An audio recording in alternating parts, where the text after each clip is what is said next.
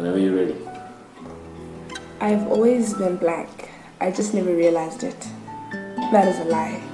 There's never been a time where I wasn't aware of the racial constructs that exist within my country. Racial constructs are the systems and social norms that exist and contribute to the mental and economic oppression of people of color.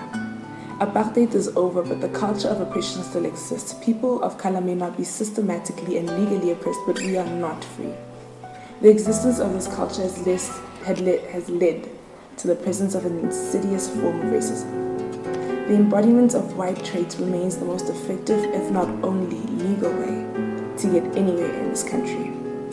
So I spoke with the twang, tried to hide the black in me. I used unnecessarily big words because I thought it made me sound white, not intelligent or educated or like I've read a book before. Just white.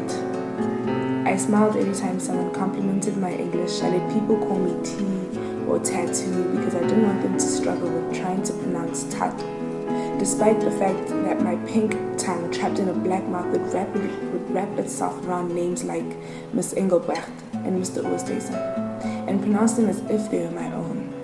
I was tired of being the only black girl to stand up to racial constructs. I was tired of being the only one who had my back and everyone else's too. I was tired of being the angry black girl. So I forgot. I forgot my rage. I chose to forget the black part of me. I reduced the black in me to merely a part of me as if it didn't completely cover my entire body. I forgot my rage and I lost my tongue. I began to take nicknames such as Oreo as a compliment, relishing the core whiteness that they implied.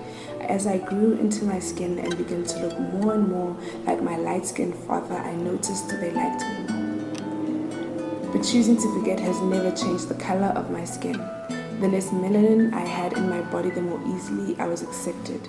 The easier it was for a white man to shake my hand and smile, but was quick to remind me of my place. My complexion and the way that words smoothly rolled off my pink tongue, trapped in a black mouth, made my race easier to swallow, my hand easier to shake, my body easier to stand next to, but rest assured they never let me forget my place, forget my race.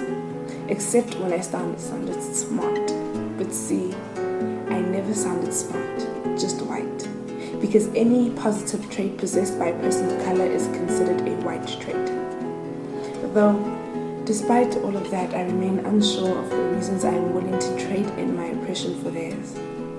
I have grown past the stages of twanging when I speak or allowing people to change my name to make it easier to wrap around their pink tongues trapped in privileged white mouths. Why trade in my oppression for theirs when Black Lives Matter is a realization I came to years ago?